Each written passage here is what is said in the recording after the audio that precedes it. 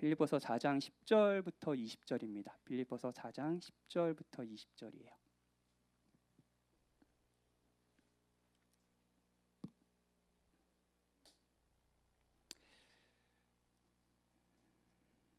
한 절씩 교독합시다. 제가 10절 먼저 읽겠습니다. 내가 주 안에서 크게 기뻐함은 너희가 나를 생각하던 것이 이제 다시 싹이 남이니 너희가 또한 이를 위하여 생각은 하였으나 기회가 없었느니라.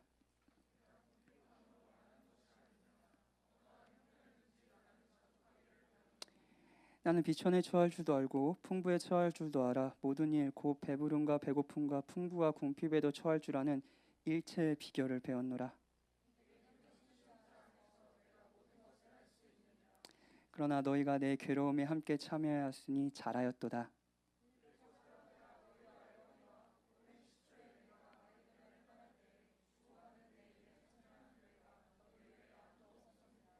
데살로니가에 있을 때에도 너희가 한 번뿐 아니라 두 번이나 나에 쓸 것을 보내었도다. 내가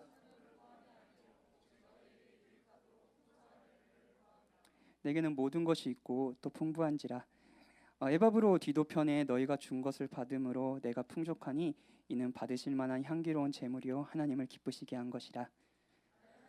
그리스도 예수 안에서 영광 가운데 그 풍성한 대로 너희 모든 쓸 것을 채우시리라. 다 같이 읽읍시다. 하나님 곧 우리 아버지께 세세 무궁하도록 영광을 돌릴지어다. 아멘.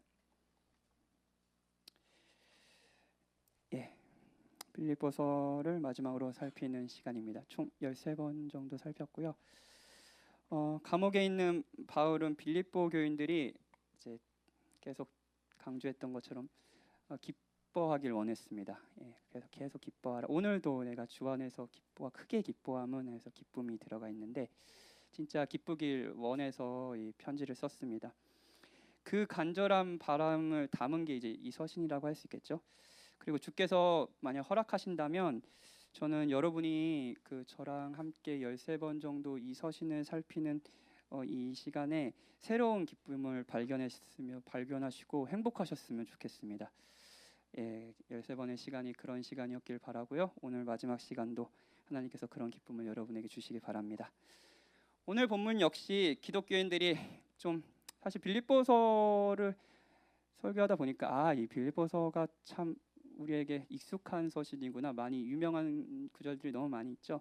오늘도 참 기독교인들이 많이 사랑하는 말씀입니다. 그리고 많이 오해하는 말씀이기도 하죠. 그래서 특히 내게 능력 주는 자 안에서 내가 모든 것을 할 수 있느니라 이 말씀은 교회 역사상 많은 방식으로 오해되었던 말씀이기도 합니다. 그래서 이 문구만 딱 있으면 그런 좀 잘못 해석하는 경우도 있었죠. 근데 오늘 본문도 역시 오늘 똑같이 유명한 이 본문도 역시 우리가 어떻게 기쁠 수 있는지, 어떻게 환경에 좌우되지 않고 환경에 연연하지 않고 계속 기뻐할 수 있는지를 다루는 내용이라고 할 수 있습니다. 10절이에요. 바울은 주 안에서 크게 기뻐한대요. 기뻐하는 이유는 너희가 나를 생각하던 것이 이제 다시 싹이 남이니라고 말합니다. 바울과 빌립보 교인들은 교회는 아마도 이제 바울이 이제 복음 전도를 하고 그리고 거기에서 이제 빌립보 지역에서 회심한 루디아를 비롯한 사람들이 모여서 예배를 드리기 시작했고요.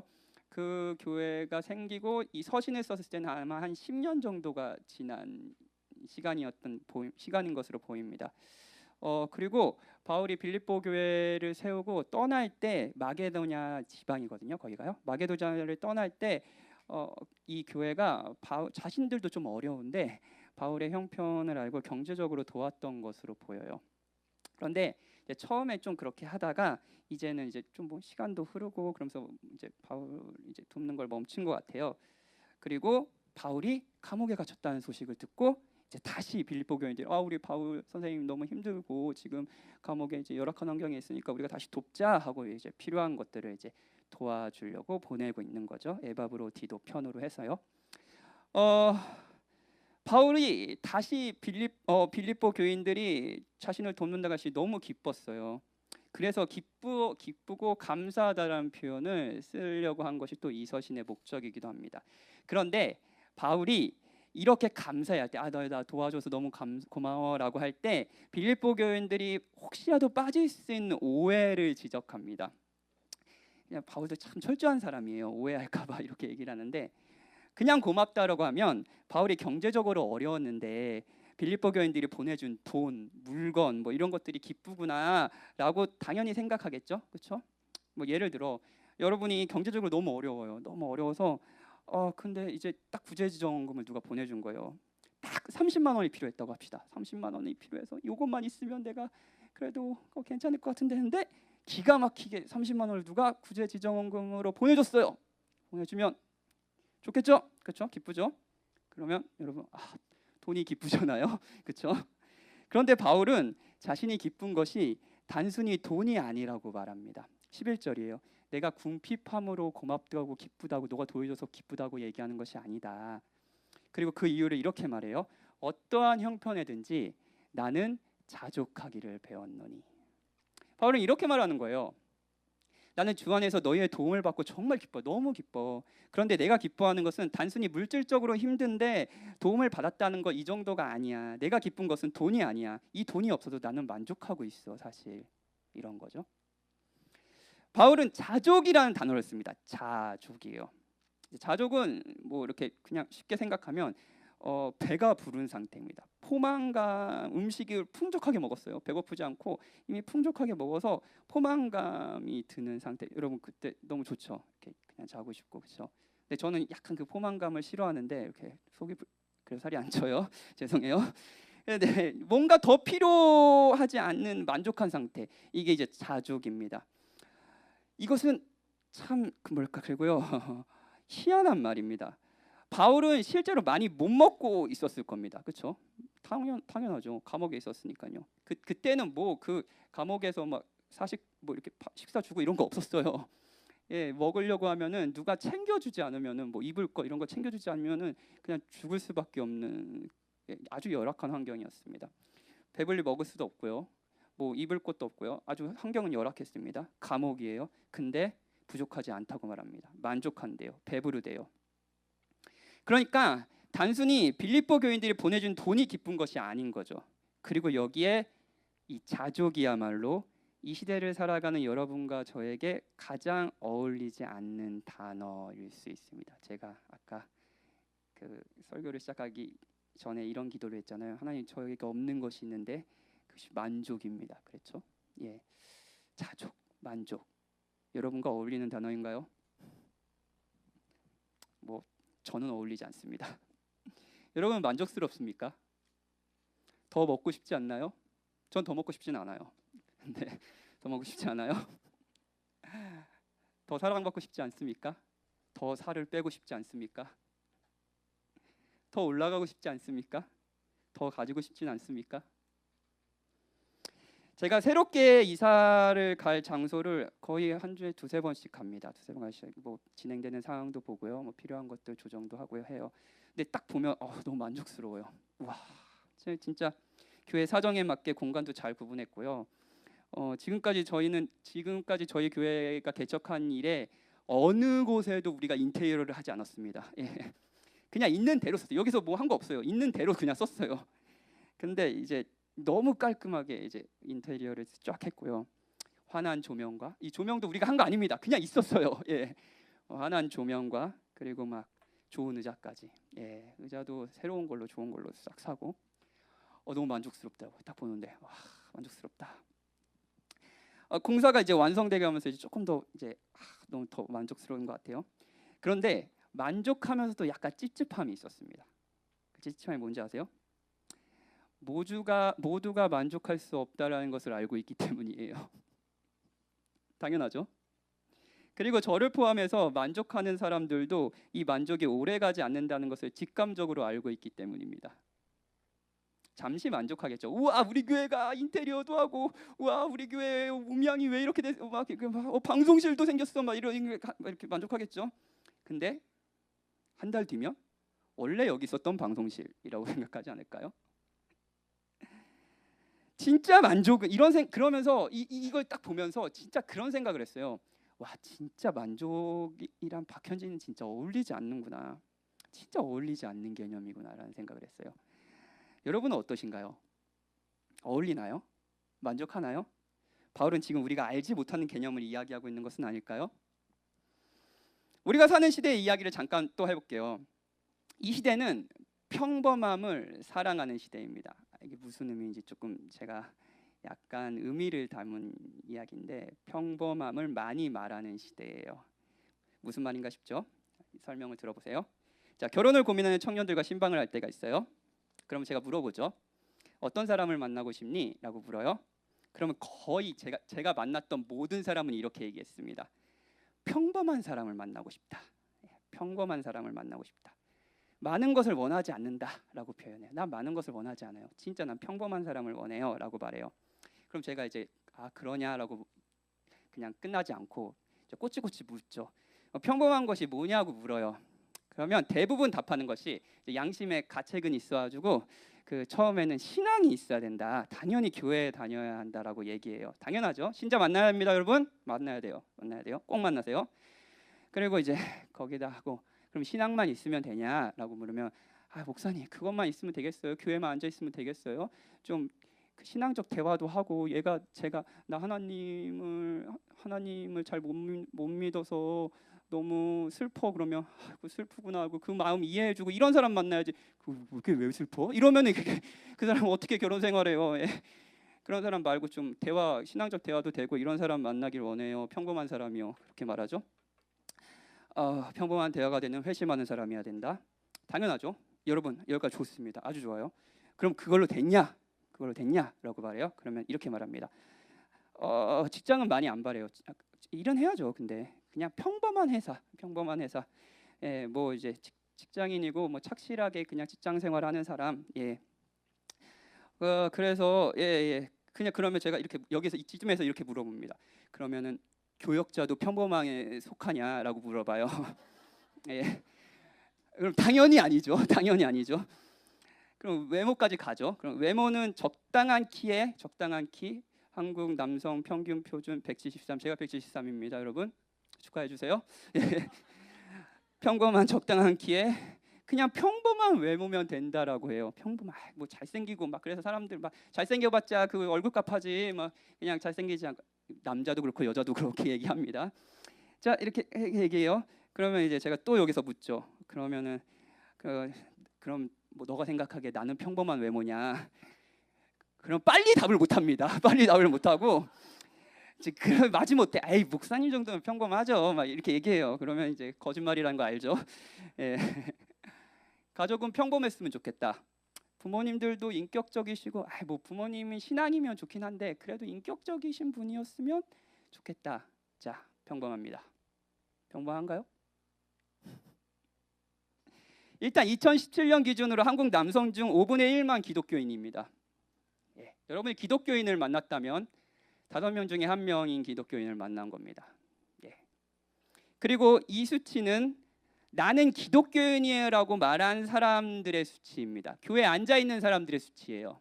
예. 그리고 주일날도 가끔 빼먹고 뭐 1년에 한 번 오고 크리스마스 때만 오는 사람도 나는 기독교인이에요라고 한 사람 있어요. 그게 5명 중에 1명이 다 기독교인이에요. 자, 만약 여기에서 내가 너무 신앙적으로 너무 힘들어. 나 하나님을 너무 사랑하지 않는 것 같아라고 했는데 그게 뭐야라고 말한다면 그런 사람 원하지 않는다면 신앙적이고 회심했으며 신앙적인 대화를 하고 나랑 같이 성경 읽자라고 말할 수 있는 남편을 원한다면 그 수치는 10분의 1이 될까요? 아니면 20분의 1이 될까요? 50분의 1이 될까요? 모릅니다. 예. 그리고 일단은 그런 수치에 직장이 있어야 돼요. 직장이 있어야 돼요.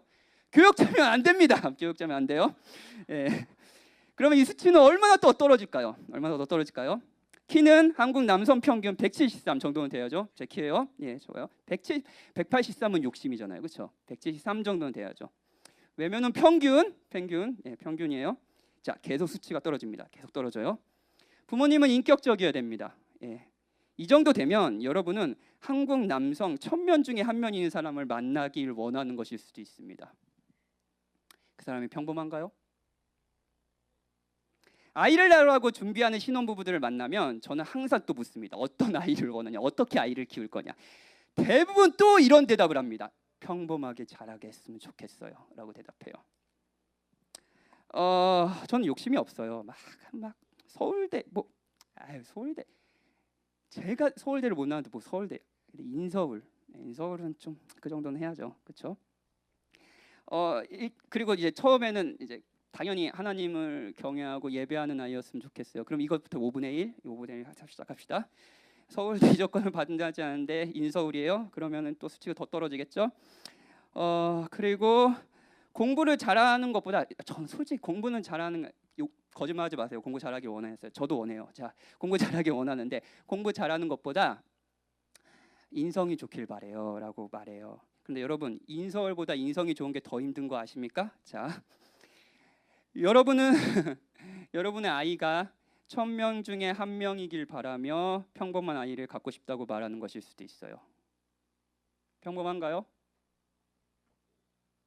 우리는 평범한 배우자를 만나 평범한 나이대 그것도 평범한 나이대에 만나 너무 빠르지도 않아서 약간 적당히 청년기를 마음껏 즐기고 너무 늦지도 않아서 늦으면 초조해지잖아요. 그러지 않아요. 적당한 나이에 그 사람 적당한 그 평범한 배우자를 만나 평범한 나이대에 결혼하여 평범한 가정을 꾸리고 평범한 아이를 키우길 원합니다. 그렇죠? 저도 그래요. 여러분은 어떤 직장을 원하십니까? 평범한 직장에 다니며 평범한 동료들과 평범한 수준의 소득을 얻는 것을 바라지 않으십니까? 그 정도면 만족해요. 그리고 평범한 여가 생활을 즐기며 그래도 여행을 한 번씩 가야 되잖아요, 그렇죠? 취미 활동, 뭐 내가 좋아하는 취미 활동, 뭐랄까, 뭐 수영을 하고 싶으면 수영 해야 되잖아요. 못하면 너무 그건 평범한 게 아니잖아요, 그렇죠? 평범한 식사를 하고 요즘에 맛집이 딱 떠요 인스타에. 그러면 거기 가봐야죠. 근데 맛집이 떴는데도 나는 이거 먹으면 안 돼, 나는 돈이 없어, 그러면 평범한 건 아니잖아요, 그렇죠? 때에 맞추어 평범하게 자신에게 선물을 하고 싶어합니다. 요즘에는 그냥 사고 싶어서 샀다라고 얘기하지 않고 자기한테 선물을 줬다고 얘기하더라고요. 굉장히 자기가 넘치는 시대예요. 자, 그런데 그것이 정말 평범한 것일까요? 저는 평범한 목회를 꿈꿉니다. 그런데 그 목회는 평범한 걸까요? 사랑하는 여러분, 여러분의 인스타그램에는 절망이 없습니다. 이 말은 너무 유명하죠. 목사님도 설교 시간에 많이 인용하시고요. 그런데 여러분의 절망은 없지만 있는 것이 있습니다. 그게 뭔지 아세요? 평범이에요. 여러분의 인스타에 평범이 있습니다. 거기에서 평범한 사람들이 먹고 웃고 놀고 즐기는 삶이 있어요. 여러분의 평범은 인스타로 결정되지 않습니까? 저는 성도들과 대화하면서 그리고 제 마음을 많이 살피면서 아이를 키우고 가정을 이루고 목회를 하면서 우리가 평범하다고 할 때 그것을 겸손의 표현이라고 생각하지만 사실은 굉장한 탐욕을 담고 있는 표현이라는 것을 알게 됐습니다. 제가 아이를 키우면서 제일 힘들 때가 언제인지 아세요? 이한이와 이연이가 평범하게 느껴지지 않을 때입니다. 난 많은 걸 바라는 게 아니야. 여러분 사실 평범한 걸 바라는 것이 아닙니다. 그리고 이 평범이란 단어를 쓰는 또 다른 이유는 우리가 정말로 고난이 없는 삶을 동경하기 때문이기도 합니다. 부모님 모두 인격적인 평범한 가정의 남자를 만나고 싶어요라는 바람은 고부 갈등이라는 고난이 없는 삶에 대한 동경입니다. 평범한 직장에 평범한 소득을 받는 사람을 만나고 싶어요라는 말은, 저도 그런 직장을 얻고 싶어요라는 말은 경제적 어려움이라는 고난이 없는 삶에 대한 동경의 표현입니다. 다 까서 얘기해 봅시다. 오늘 다 까요. 그냥 다 까. 오늘 뭐 없어. 다 까. 그냥 이야기해요. 자, 신앙인은 만나고 싶어요. 그런데 목회자는 왜 만나기 싫은 거예요? 예, 다 까. 왜요? 목회자의 아내로 살기는 싫은 거죠. 그 고난을 감내하고 싶지는 않은 거죠. 아니 제가 그 목회자의 아내라는 삶을 짊어질 만큼 경건하지 않은 사람이기 때문에 거짓말이에요. 거짓말. 예. 사랑하는 여러분, 여러분을 질책하려고 그러는 게 아니에요. 질책하라는 게 아니에요. 평범이라고 하면서 여러분이 사실은 무엇을 동경하고 있는지 말하고 싶은 겁니다. 여러분의 평범에는 부부싸움이 있습니까? 여러분의 평범에는 경제적 어려움이 있습니까? 여러분의 평범에는 아이들의 사춘기가 있습니까? 여러분의 평범한 신앙생활에는 말 안 듣는 조언이 있습니까? 내 마음을 알아주지 않는 서툰 목사가 있습니까? 여러분의 평범이 인스타그램에 있다면, 모두가 웃는 그 사진에 있다면 여러분은 분명 나는 평범하지 않아 라고 생각하고 있을 겁니다. 오늘 누구라고 말하지 않지만 복도에서 저를 만난 청년이 평범을 사랑하는 시대, 그냥 이렇게 사랑하는 시대 이거 들었나 봐요, 봤나 봐요. 목사님, 평범을 사랑하는 게 뭐 나쁜 건가요? 저는 그냥 평범하고 싶을 뿐이라고요. 그래서요. 저만 평범하지 않아요. 그래서 모두가 그렇게 생각해라고 얘기했어요. 저도 그렇게 생각하고요. 만약 여러분의 평범이 인스타그램에 웃는 사진에 있다면 여러분은 평범하지 않다라고 느끼고 있을 겁니다. 진짜예요. 진짜예요. 우리 가정은 평범하지 않고, 내 배우자는 평범하지 않고, 내 직장은 평범하지 않은 거죠. 우리 교회도 평범하지 않고, 저 조는 정말 저렇게 분위기가 좋은데 우리 조는 평범하지 않고, 이것이 여러분이 스스로를 불행하다고 생각하는 이유 아닌가요? 평범을 꿈꾸는데 평범하지 않으니까요. 그리고 나는 욕심도 부리지 않고 있어 라고 생각하니까요. 아니요, 욕심 부리고 있어요. 그런데 다시 한번 이야기하지만 여러분이 원하는 것은 진짜 평범한지는 한번 생각해 보아야 합니다. 스카솔즈, 제가 너무 많이 인용하는 이 목사님, 스카솔즈 목사님은 자신의 책에서 이런 말을 합니다. 들어보세요. 나는 편안한 삶에 익숙한 미국인이다. 저는 편안한 삶에 익숙한 한국인입니다. 그래서 내 안팎의 세상이 내 기대대로 흘러가지 않을 때 시위, 냉소와 우울, 신세한탄에 빠진다. 내가 마시는 문화적 공기는 삶은 태평하고 예측 가능해야 한다는 비현실적인 기대를 품게 한다. 평범. 평생 세상의 소수 특권층으로 살다 보니 건강, 무엇을 얼마나 먹을지 결정할 수 있는 능력. 여러분, 다이어트를 스스로 선택할 수 있는 사람은 세상에 몇 퍼센트나 될까요? 고등 교육, 육체적 안전, 사회적 인간관계만, 깨끗한 물, 필요한 것뿐 아니라 원하는 것을 누릴 수 있는 능력 같은 호사가 마치 당연한 권리처럼 느껴졌다.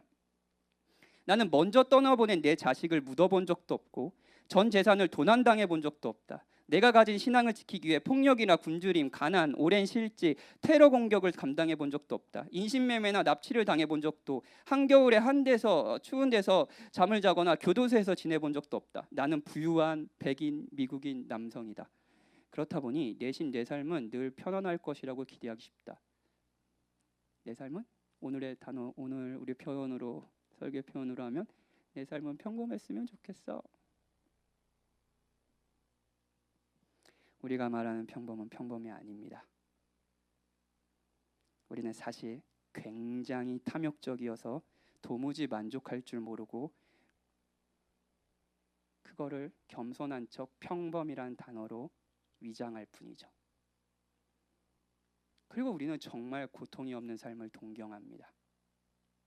이 시대가 고통을 의미 없다 여기듯 여러분도 저도 고통을 의미 없다고 여기며 고통이 없는 평범한 삶을 동경하죠. 그래서 누구도 평범해질 수 없어요. 다 평범을 얘기하지만 왜냐고요? 고통이 없는 삶이 가능한가요? 탐욕적으로 저걸 바라면 평범해질 거라고 하는데 그 탐욕에 멈추는 지점이 있나요? 아니요, 없어요. 그래서 여러분은 평범을 원하지만 평범을 얻지는 못합니다. 이렇게 만족이 없는 시대에서 세상은 대안으로 메시지를 줍니다. 이 세상도 대안, 이 세상은 만족하지 못하는 사람들에서 어떤 메시지를 주냐면 이런 메시지를 줘요. 지금 네가 누릴 수 있는 행복을 즐겨라. 욜로, 까르페디엠. 좋아요. 뭐 시대마다 이런 메시지 너무 많아요. 자, 너는 충분히 행복해. 지금 있는 행복을 잡아. 다른 사람이 뭐라 하든 그냥 너로 살면 돼. 너로 살면 행복해질 거야. 만족은 저 밖에 있는 것이 아니라 너 안에 있어. 그러니까 만족해. 아주 흔한 메시지죠. 아주 흔한 메시지예요. 이 메시지로 겨울왕국의 엘세는 Let it go 하면서 내비둬 하면서 막 이렇게 다 올려버리고, 예. 슈렉과 피오나 공주는 괴물로 살기로 결정합니다. 나로 살면 돼. 그러면 만족할 수 있어. 평범 그런 거 없어. 이 메시지가 위로가 되셨나요? 그렇죠? 위로가 될 때가 있죠. 그런데 정말 위로가 되나요? 솔직하게 얘기합시다. 솔직하게요. 진짜 괜찮습니까? 그 메시지가? 그냥 나로 살면은 만족스럽나요? 이것이야말로 진짜 정신승리 아닙니까? 이 메시지는 잠시 불행한 우리의 마음을 달래주기는 하지만 역시 공허함이 찾아옵니다. 우리는 행복하게 사는 슈렉과 피오나를 보고 영화는 끝이 납니다. 그런데 슈렉과 피오나도 현실에서는 우리처럼 평범하지 않는 자신을 발견하며 괴로워하는 것은 없을까요? 그건 모르는 일이죠. 우리는 지금 내가 누릴 수 있는 행복을 누리면서도 옆 사람이 지금 누리는 행복이 더 커 보입니다. 우리는 끊임없이 다른 사람의 평범을 인스타그램으로 보며 부러워하고 슬퍼합니다. 좋아요를 누르지만 사실 우리가 누르고 싶은 거는 부러워요예요. 부러워요라는 단추가 있으면 그걸 누르겠죠.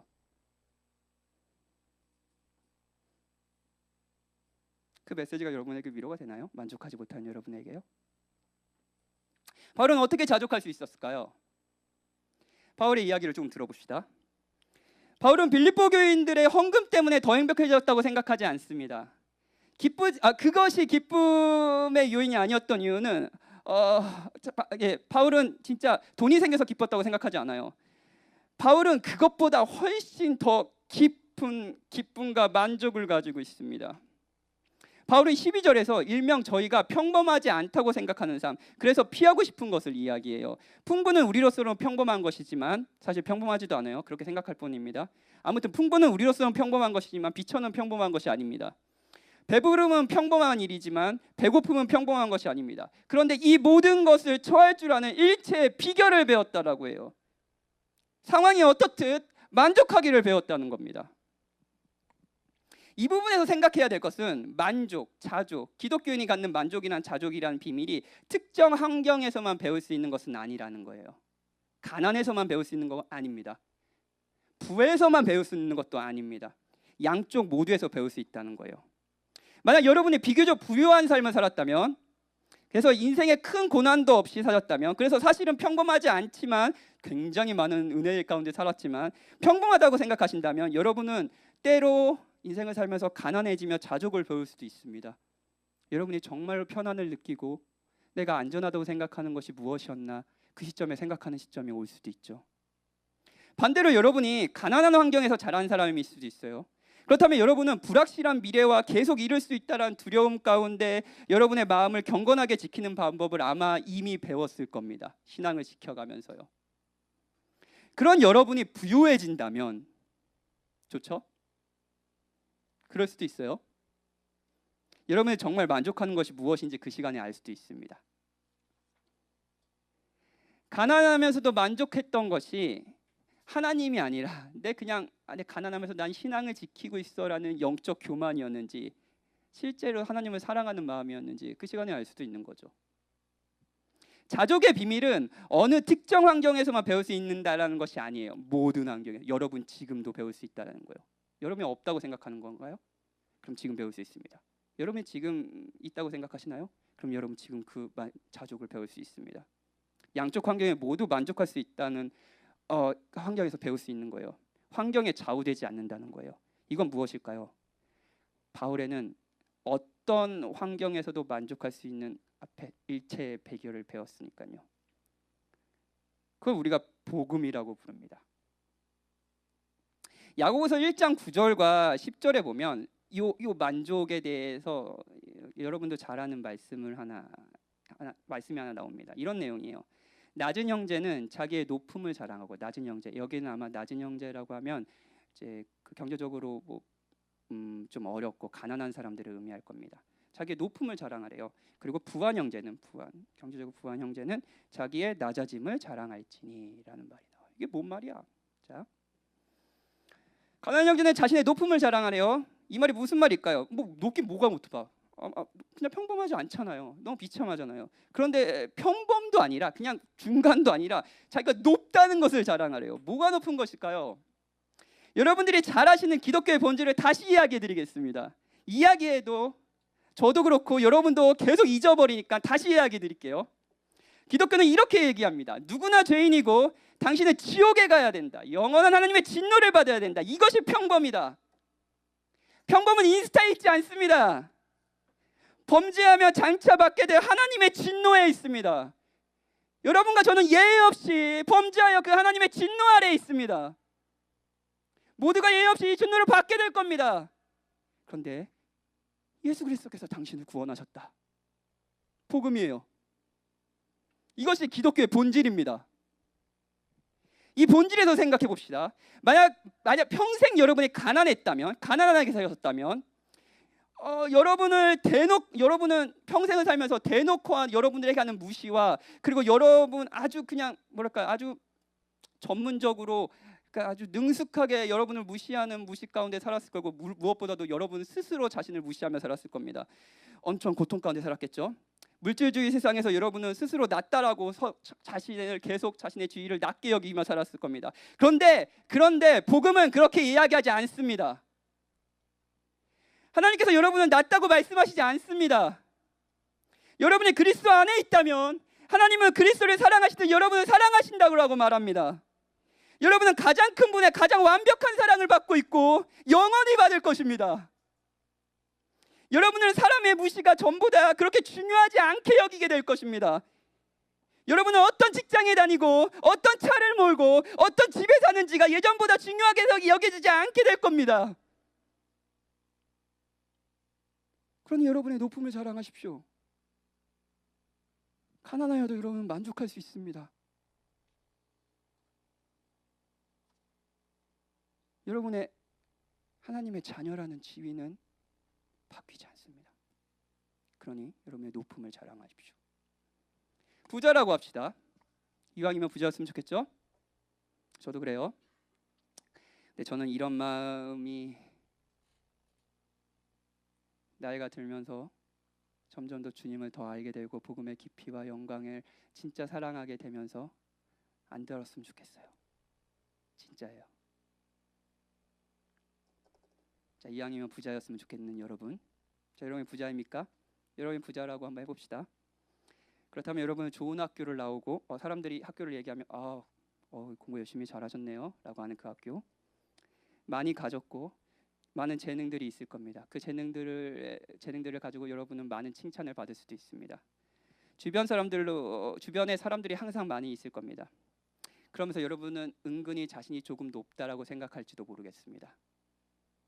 여러분은 그런 우월감을 즐기고 있을 수도 있죠. 그런데 이런 사람이 기독교인이 된다면 자신이 높음을 자랑하는 것이 아니라 자신의 낮음을 자랑하게 될 겁니다. 기독교인이 된다는 것은 자신이 자격 없는 사람이라는 것, 낮은 자라는 것을 알게 되는 것을 의미하니까요. 그냥 내가 많이 가진 자, 많이 이룬 자, 많이 사랑받는 자 정도가 아니라 비참한 죄인이라는 것을 안다는 것을 의미하니까요. 그렇지만 용서받았다는 것을 안다는 것을 의미하니까요. 그냥 비천하다 보면은 낮음을 누가 자랑하겠습니까?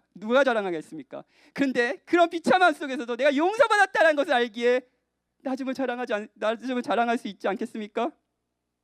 우리 모두가 내가 잘나서 구원받은 것이 아니라, 내가 금요기대까지 나와서 구원받은 것이 아니라 하나님의 은혜로 자격 없는 내가 비참한 죄인이 용서받았다는 것을 깨닫고 기뻐하게 될 겁니다. 이것이 기독교의 아름다움이에요. 이것이 바울이 어떤 상황에서도 자족하기를 배웠다, 그 말입니다. 모든 상황에 처할 줄 아는 일체의 비결을 배웠다라고 할 때의 비결입니다. 우리는 우리가 생각하는 것보다 훨씬 비참하고 낮은 자이지만 우리가 생각하는 것보다 훨씬 더 영광스럽고 큰 사랑을 받았다는 것을 깨닫는 거예요. 그거는 내가 가난해져도 비천해져도 내가 부유해지고 사람들의 인정을 받았지 않아도 변함이 없습니다. 그래서 바울은 이 자족하는 마음으로 어떤 상황에서도 바뀌지 않는 자족을 확신함으로 이렇게 자신 있게 얘기합니다. 전 이 자신감을 배우고 싶어요. 아니요, 배우는 게 아니죠. 누리고 싶습니다. 내게 능력 주시는 자 안에서 내가 모든 것을 할 수 있느니라. 우리는 평범을 말하면서 고난 없는 삶을 원해요 라고 말하잖아요.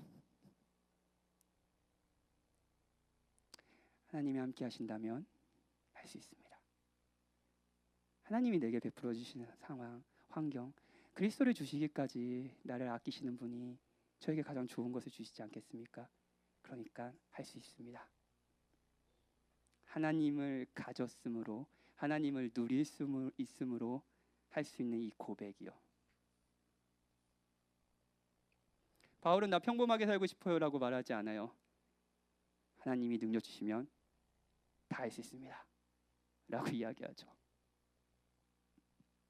바울은 주 안에서 크게 기뻐하고 있습니다. 바울이 기뻐하는 것은 자신이 상황이 어려웠는데 빌립보 교인들이 자신을 도왔기 때문이 아닙니다. 다시 한번 말씀드리지만 바울은 감옥에서도 생사의 위협을 느끼고 굶고 있는 상황에서도 만족하고 있어요. 그 낮은 곳에서도 하나님은 여전히 바울의 하나님이시고 하나님은 그리스도를 사랑하듯 바울을 사랑하고 계셨거든요. 그걸 바울은 확신했기에 계속 기뻐하라, 기뻐하라, 기뻐하라라고 말합니다. 이것이 바울이 크게 기뻐하는 이유예요. 근데 또 여기서 내가 주 안에서 크게 기뻐함이라고 이들의 섬김을 통해서 이야기하는 이유가 있습니다. 17절, 내가 선물을 구함이 아니요 오직 너희에게 유익하도록 풍성한 열매를 구함이라. 바울이 기뻤던 것은 그들의 도움과 물질이 아니라 빌립보 교인들에게도 자신과 같이 복음, 그들이 하나님께 어떤 사랑을 받았는지 누림으로 열매가 맺혀지는 것이 너무 기쁜 거예요. 바울은 어떤 상황에도 복음을 확신함으로 자족하는 법을 배웠듯이 빌립보 교인들도 자신이 기뻐하는 이 복음을, 바울이 기뻐하는 이 복음을 빌립보 교인들도 기뻐하며 다시 바울의 처지를 생각하고 기꺼이 바울을 돕고자 했기 때문입니다. 바울이 기뻐하는 것은 그들이 보내준 돈이 아니라 자신이 사랑하는 그들이 자신처럼 복음을 기뻐하고 그 안에서 만족하고 누리고 있다는 것을 보았기 때문입니다. 바울은 이것을 주 안에서 기뻐한 겁니다. 복음 안에서 자족하며 어떤 상황에서도 기쁨을 잃지 않는 바울과 복음 안에서 자족하며 기꺼이 바울에게 자신의 것을 내어놓는 교회, 하나님의 나라. 사랑하는 여러분, 평범이라는 이름으로 탐욕적으로 사는 물질주의 시대에서, 평범이란 이름으로 고통을 의미 없게 여기는 이 시대에서 자신이 평범한 것이 아니라 지극히 낮지만 영광스러운 사랑을 받고 있다는 확신 가운데 편안하고 베푸는 삶을 사는 것, 나의 하나님이 그리스도 예수 안에서 영광 가운데 그 풍성한 대로 너희 모든 쓸 것을 채우시리라고 확신하며 사는 것, 이들이 그리스도인입니다. 여러분은 그리스도인입니까? 여러분 복음을 아십니까? 이것이 여러분이 받은 사랑입니다. 기뻐하십시오. 우리 같이 기도하고 우리 찬양하고 기도합시다.